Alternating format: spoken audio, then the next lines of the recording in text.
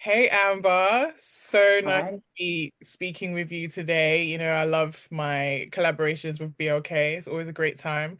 Thank you so much for joining me about this very interesting conversation about the topic of floodlighting, which I had never heard of before.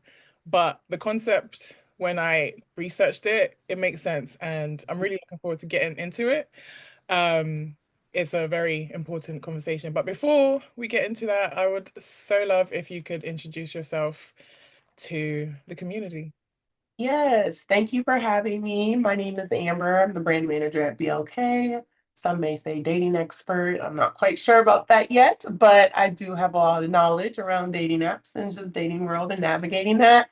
And yes, floodlighting has been something that is very interesting and popular, especially with our BLK users. So very excited to talk about all things floodlighting. Amazing. Thank you so much for joining me here to talk about this. And so, yeah, let's get into it. For those of us, like myself prior to this interview, who aren't familiar with the idea of floodlighting, can you shed some light as to what is that and why is it Yes. such a big topic right now? Yes. So floodlighting is when you show up to pretty much the first or maybe second interaction, whether if that's a date, a phone call, FaceTime with someone, and you pretty much just lay it all out there. Some may call it oversharing, some may say TMI, but it's like you just pretty much dump everything out. And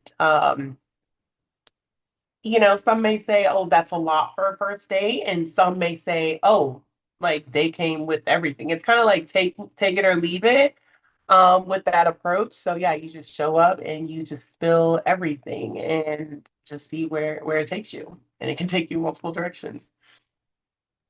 That is so interesting. There's so many thoughts in my mind right now about this. One of them is, you know, how to think about the reasons why people floodlight. When you're speaking about take it or leave it, it sounds to me like that's the attitude of someone who's tired of dating and tired of wasting time. Like, let me just let you know from the jump who I am, what matters to me. Are you with it? Are you not? If like you Yes, know, and let's not waste each other's time. That's what it sounds like. It sounds like coming from a place of exhaustion. Do you have any yes. insight as to why people floodlight? It could be it could be multiple reasons. It could be nerves. Some people overshare when they're nervous or anxious. And first encounters can be nerve-wracking to many people. Um, some have said that they didn't floodlight at first, but they waited, until like the eighth, ninth, 10th date to spill everything. Then it turned out being like, oh, this is too much. So then they've taken the approach to be like, let me just lay it all out there early on so we both know we don't waste months of like getting to know each other before I open up about, something that's like really deep and personal. So it's kind of like just putting it out there, shooting your shot with what you're spilling. If it sticks, great. Um, and then, on the other end, like it gives that person time to process and see, like, hey, was that too much? Or am I intrigued? Do I want to know more? Do I appreciate this person for being so open? So there's no right or wrong way with floodlighting and receiving floodlighting. So yeah, we hear a lot of different stories and feedback, and some people will be like, "Oh, I told him everything on the first date, and we're been together 5 years," and so it's nice because there's no right or wrong way. There's no perfect way to floodlight or not to floodlight.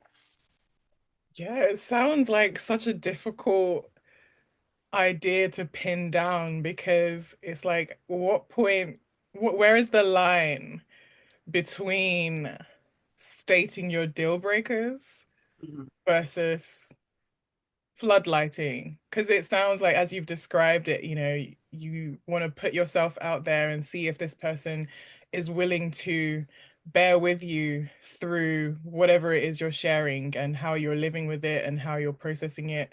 Um, for lack of better words, your baggage essentially, and whether this person Yeah.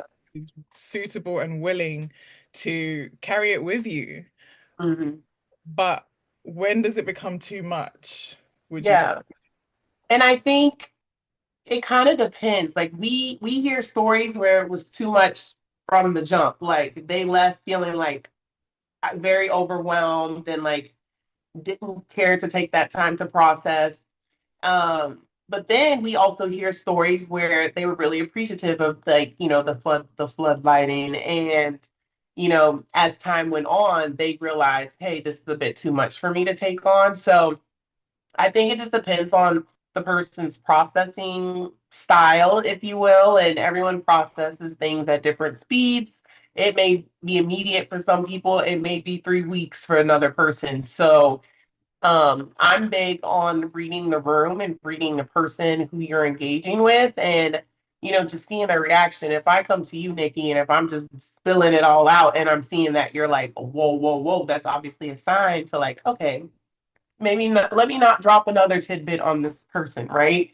So I think having the ability to read your person and read the situation is so key, especially with floodlighting. Very, very interesting. So interesting. Got me reflecting on certain situations of my own. Because I know for me, I pride myself on being vulnerable where appropriate, or mostly transparent rather than vulnerable.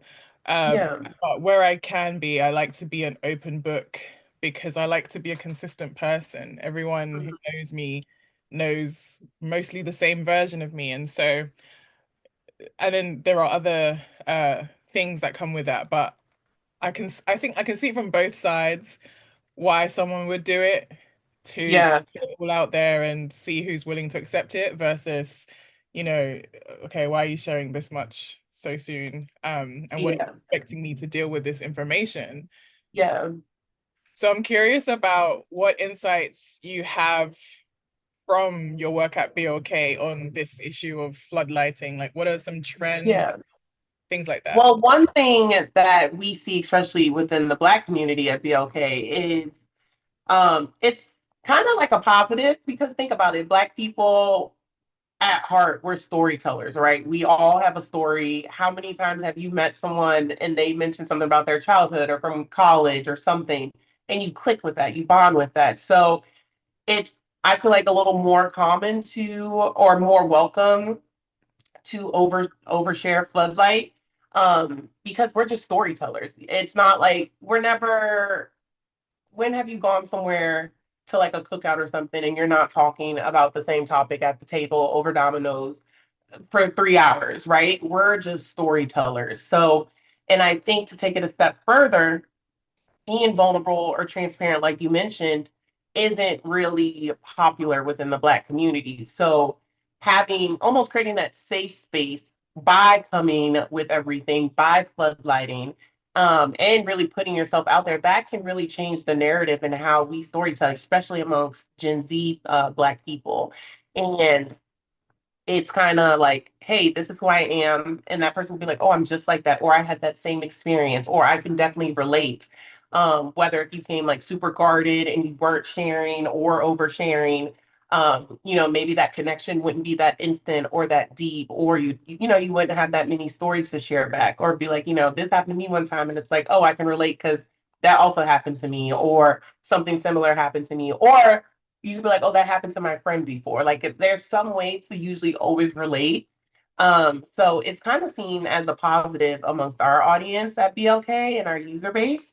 Um, so yeah, but not to say that it's not seen as like negative or risky because you are still like oversharing and it kind of goes back to what I said. Like, are you reading the room? Like, is that person interested? Do they want to learn more? Are they, if it's a phone call, like, are they silent for 10 seconds after you just spilled everything out? Like, or if it's FaceTime, can you see in the reflection that they're actually scrolling on like Instagram or something while you're floodlighting? So I think, taking it upon yourself to read that person, read the situation, read how they're taking it, it can be a really beautiful thing, which we have seen. Yeah, Powerful. And I love that connection to, Black history when it comes to storytelling. We are a storytelling people because we have a lot of stories, things that have happened to us and things that we've made happen for us. And so it makes sense that that's how we build connections amongst one another. One thing I'm thinking about is just how it could potentially be, it's important to read the room, but it could also be a means of sifting people, because I can imagine someone using that as a way of, again, is this person for me or is this Hmm. person not for me, based on how they respond. And so if that hesitation or that awkward silence does start to surface, then perhaps floodlighting has it served its purpose. Would you Hmm. say? Yeah, and we do a lot of activations too. So we get to meet a lot of BLK users, and they come up and they'll say, "Oh, I met my partner," and I brought up floodlighting to this lady, and she was like, "Oh," I explained it to her and everything. She was like, "Oh, if that's the case, then I definitely floodlit my husband because I came with everything, my issues, family drama, like what I want in like the next 3 years." And she was like, in hindsight, now that I know what floodlighting is, that definitely could have scared him away, but it didn't. And he was there with her, and he was like, I was so intrigued. I thought it was so attractive. Like, and he said he struggled with women in the past who like he was like, it was pulling teeth, like getting them to open up and to communicate. So the fact that she just showed up as herself and was like, here I am, he found that really attractive. So to your point, I think it is a good way to sift out people, because if you are someone, and I encourage, we at BLK, we encourage everyone, you do not change who you are. There's someone for everyone. Someone will accept you, love you, embrace you just as you are. And so if you are someone who shows up to things in floodlights, and the lady, she was like, I still flood like my husband to this day. If I go 2 days without seeing him, I'm pouring out the last 48 hours on this man. So I think it's important to, find who can you floodlight. And if it's not that person, then that's just not your person, which is okay, which is why it's amazing to just stay on BLK until you find your person. I love that. I love that. And I've now got two questions in my mind. The first one is when it comes to exactly what you said about, you know, did it scare this person away? I think, again, it's serving its purpose. If you can scare someone away, that person is obviously not for you. And so Exactly. floodlighting seems to be one way of achieving that. That Hmm. said, I note that the example that you've given centers around like the black woman who floodlights to a Hmm. black man. And I can see that being probably the case with myself if I'm so real. But then there's also, I don't know if you've seen those memes online of the really chill boyfriend and the crazy dramatic girlfriend. And that is the stereotype or the main pattern. But I'm curious about what it looks like for floodlighting in the opposite dynamics. Like, does Yeah. it change how that's perceived? So we definitely hear more stories from the female perspective than the male, but the ones that we hear from the male's perspective, it may not be on the first date. It may be like on the second date, or it may be that third phone call when he floodlights and like opens up. And um I just think it's like a good consensus of just, they're almost just like really like appreciative. Like, it's, there's like a stereotype that men, especially black men, like they're not vulnerable, or they think it's corny to open up, or it's like frowned upon. So what we find is when a man floodlights, a woman is like, yes. Like, the stories that we hear, they're like, I was so thankful that he opened up when he did, how he did, what he opened up about.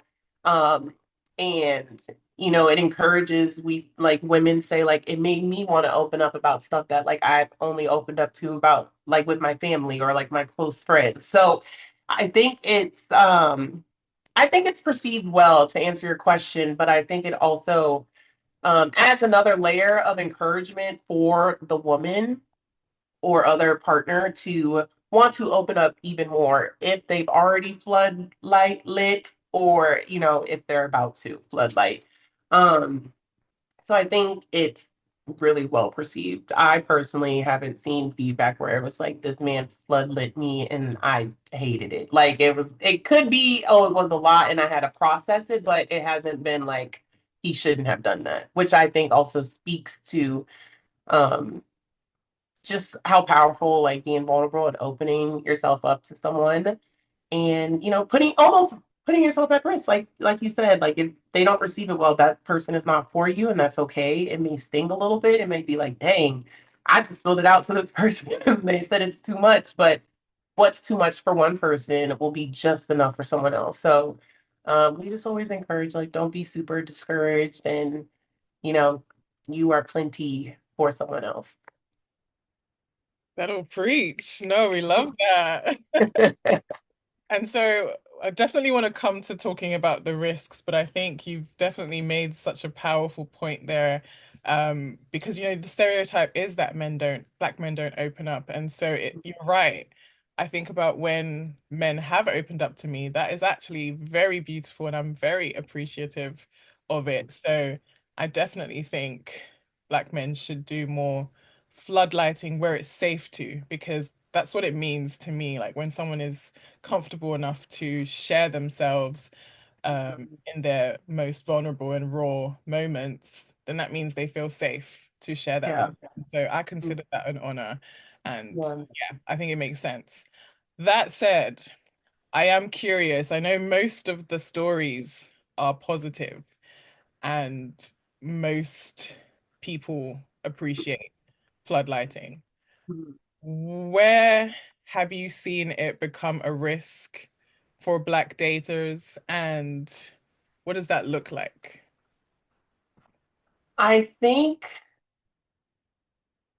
we try not to say things are like risk, but I think if a person like overshare like super personal information, because again, you don't really know this person, right? You're engaging with them for the first or second time, you're still getting to know them.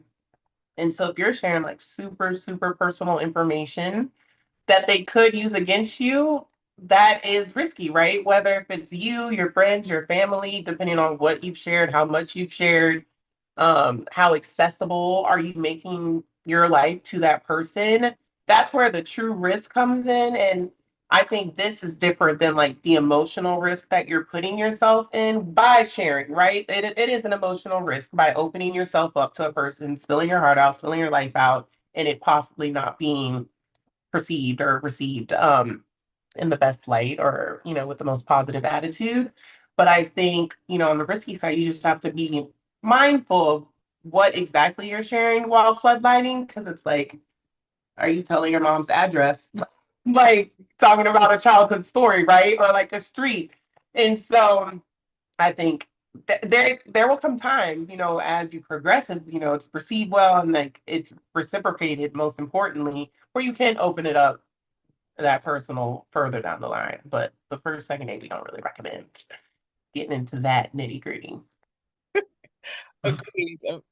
Honestly, no one should be sharing their mum's address with. It's just, and Don't do like that. I said, we're storytellers, right, at heart. So it's easy to be like, oh, yeah, like when this happened, my mom lives on this street, da, da, da, da. Then you can leave and be like, I just told my whole mom's address and I didn't even mean to. So it's just kind of taking that step back. We encourage people to kind of just slow down, Mm. like maybe just a few seconds, and think like, do I really want to share this yet? Yeah, You know. no, that's so good. And I'm curious about, you know, sometimes when vulnerability is offered, it's not always well received, but not necessarily in a really negative way. It's just maybe that person doesn't understand. And I think Yeah. consequence, and I think this is especially true for Black men.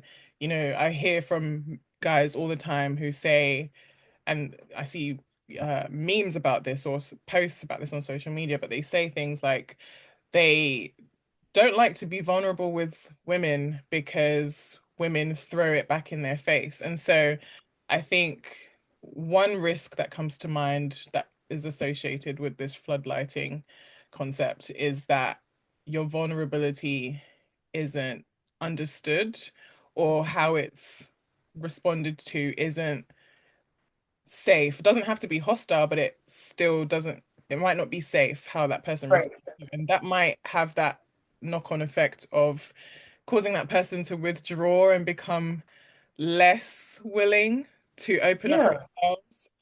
And I wonder if you could speak to how, you know, Black daters, if they're coming to the BLK app, what can they be doing to navigate these dynamics where, they're potentially going to come across people who have had these negative experiences of vulnerability not being well received, or they Yeah. might be that person. So, do you have any like tips or advice for people navigating that?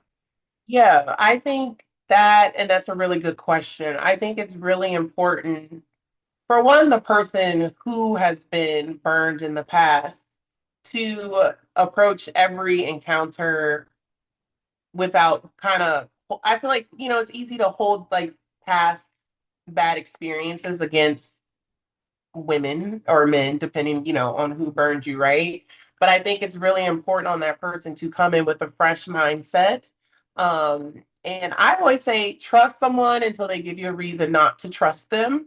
Because, if the last person burned you and you come to this new encounter, like closed off, you don't want to share, that can also be sending the wrong message to the other person. That can send a message that you're not interested, that you don't care, and that person could really like that person, but they're just so scared to open up from past experiences, which is still very valid. But I encourage people who do feel that way that you have to kind of clear your mind and approach it in a way where, kind of like a clean slate. This person hasn't burned you yet, so don't approach, the situation or treat them like you've had, because it's not fair to them. It's not fair to your connection.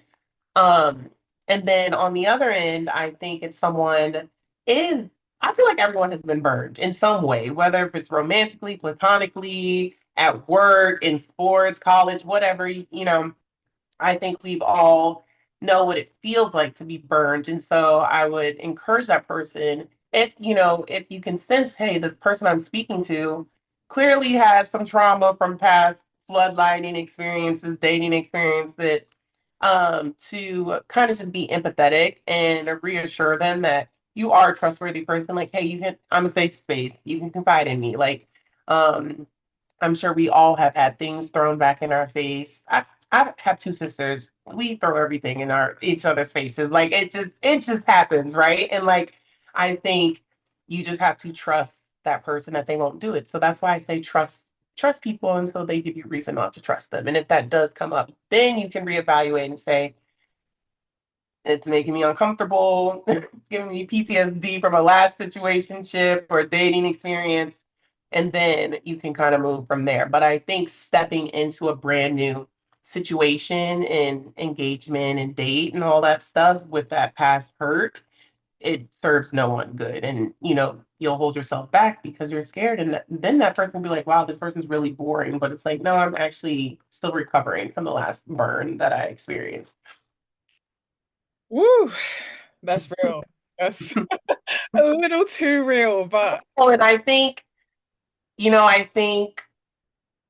we're so afraid of being deemed as corny, or, and they'd be like, oh, that's childish, right? It's not childish, it's not corny, it's real life things. And it's like, we're all humans, we're all doing our best. We've all had experiences. Some may have, better experience than others, some may have worse experiences.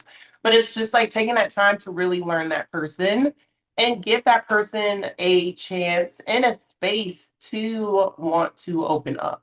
Just because you open up quick, that doesn't mean the other person's going to open up quick. And just because a person might take 4 dates to open up, like, you have to let them operate at their pace if you want it to be successful. You can't force things.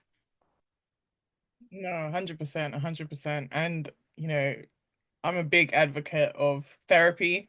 As a Yes. mental health advocate, it's Hmm. really important. It's really Yes. important. And I say that as someone who has had therapy over the years for various situations, including dating relationships. And so I definitely encourage people to, there's a time and place to focus exclusively on your healing, but also not go into that opposite extreme where you feel like you have to be perfect before you can, you know, try and date or be in a relationship. Because I think some things you can't heal or learn in theory, they have to be practice. You do it on the job. So, Yeah. yeah. Amazing. And so I'm curious where um BLK comes into this based on your encounters with users, any case studies you have. Are you building or designing tools or spaces to support that balance between openness and protection in response to any trends that you've seen from how people have experienced this on the app? Yeah, I think one thing, like the BLK profile, we have so many prompts for you to choose from. And we really encourage users to kind of like almost like sell themselves. Like if you want to tell a story, what do you want your profile to, convey to someone who's coming across it? And so I think not that you can learn everything from a person's profile, but you can get a vibe, right? Like, so some people will be like, oh, this answer to this prompt was too long. It might be too much for me. Or like this person that we met a few weeks ago, he was like, I like short and sweet. Like when I'm scrolling, like I like to just get straight to the point. He's like, I don't want to read novels. And I think that's the beauty in the experience on BLK. And that's why I said there is someone for everyone because your bio might be too much or too long for someone. And then the next person will come across your profile and be like, this is exactly what I was looking for. So I think, that kind of like upfront, if you will, first impression, right? I think that's kind of sets a good stage on like, oh, I like what I've learned so far. Let me match with this person, right? Or let me start a conversation and see how that goes. And I think what's pretty cool is most times the energy within the conversations in the app matches what you see on the profile, right? If someone's super outgoing, energetic, or on their profile, they'll most likely be that way in the chat. Not 100% of the time, but it's kind of like a good gauge. Yeah, no, absolutely. I'm thinking about the profiles and the length of text in my own Mhm. experiences. Currently taking a break from all that stuff, but I do feel like I love a paragraph, but that's me as a writer and storyteller. But Exactly. perspective is really important because, there was a time where I would think, these guys who just put like one word in response to a prompt, I'm like, do you even want to be here? Like, no. Yeah. But then I also know some amazing guys in real life who they're like my brothers, and when I've seen their profiles, they are also the short and sweet type, but I know they are full of so much depth in person. So I've learned Yeah. to judge a person completely by their profile. But I will say Exactly. the most successful experience that I've had with dating apps, even though it didn't work out, the most successful has been with someone who wrote me a paragraph off the bat. I Mhm. love a story. Yes. No, and that definitely works. And to your point of having guy friends, one of my girlfriends, she was in law school and she would make comments about like, oh, like I just it was like too wordy and all this stuff. And I was like, girl, like I'm like, it's a profile, right? I mean, you don't know this person 100% based off a profile.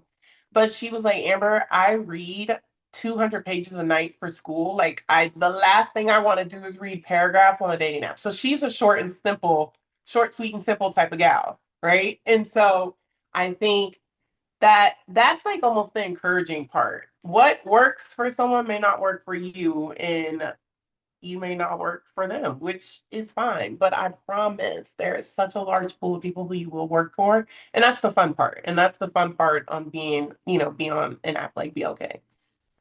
No, I love that. That's hilarious. Definitely gonna Mhm. be. If I ever go back to dating apps, I'm not sure right now, but if I do, I will keep that in mind to not judge. Yes. Well, you'll have to let me know if BLK is the app that you come back to. I mean, my profile is still there. I'm just stepping Okay. it We from. love to see that. Yes. But yeah, like what do you see as the vision for BLK in its role in helping to cultivate not just romantic connections, but community in general? Like what's your vision? Yes.